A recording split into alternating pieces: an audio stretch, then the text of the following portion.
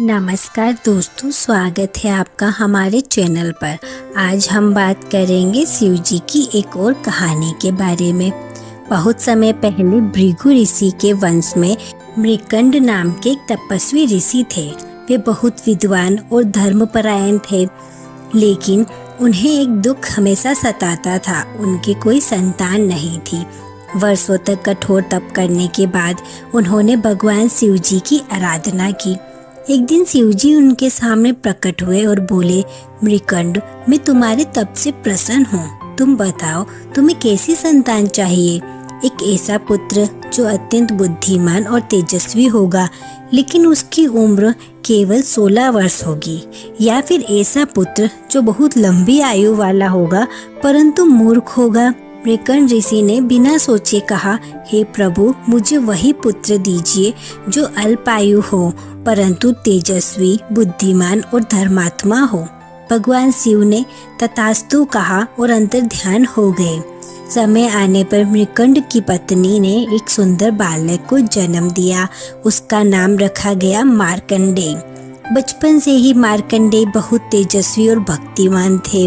उन्होंने वेदों का गहरा अध्ययन किया और सदा भगवान शिव की आराधना में लीन रहते थे। लेकिन उनके माता पिता के मन में हमेशा एक डर बना रहता, क्योंकि उन्हें पता था कि उनके पुत्र की आयु केवल 16 वर्ष तक है। दिन बीतते गए।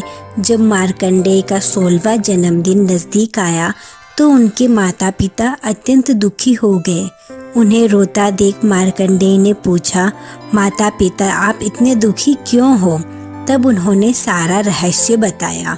यह सुनकर मार्कंडेय मुस्कुराए और बोले, माता पिता, चिंता मत करो। जब तक मेरे शरीर में प्राण है, मैं केवल महादेव की आराधना करूँगा। मृत्यु भी मुझे भगवान शिव जी की शरण से नहीं ले जा पाएगी। फिर वे शिवलिंग के सामने जाकर बैठ गए और ओम नमः शिवाय का मंत्र का जाप करने लगे। वे इतनी गहराई से ध्यान में लीन हो गए कि समय का भाव ही नहीं रहा। उसी समय यमराज अपने दूतों के साथ वहां पहुंचे। उन्होंने मार्कंडेय से कहा, बालक, तेरी आयु पूरी हो चुकी है, हमारे साथ चलो। परंतु मार्कंडेय बोले, मैं अभी अपने प्रभु शिव जी का ध्यान कर रहा हूँ। जब तक वे अनुमति न दे, मैं कहीं नहीं जाऊँगा। यमदूतों ने बलपूर्वक उसे पकड़ने की कोशिश की, लेकिन शिवलिंग के तेज से वे जल गए। तब स्वयं यमराज प्रकट हुए और उन्होंने अपने फंदे से मार्कंडेय को बांधने की कोशिश की, परंतु मार्कंडेय ने तुरंत शिवलिंग को गले से लपेट लिया और पुकारा, हे भोलेनाथ, मेरी रक्षा कीजिए। यमराज का फंदा गलती से शिवलिंग के गले पर भी पड़ गया। उसी क्षण शिवलिंग फट पड़ा और उसमें से प्रचंड प्रकाश के साथ भगवान महाकाल प्रकट हुए। उनका रूप अत्यंत भयंकर था। हाथ में त्रिशूल, तीसरा नेत्र प्रज्वलित और गले में सर्प था। उन्होंने क्रोधित होकर कहा, हे यमराज, मेरे भक्त को मृत्यु देने का तुम्हें साहस कैसे हुआ?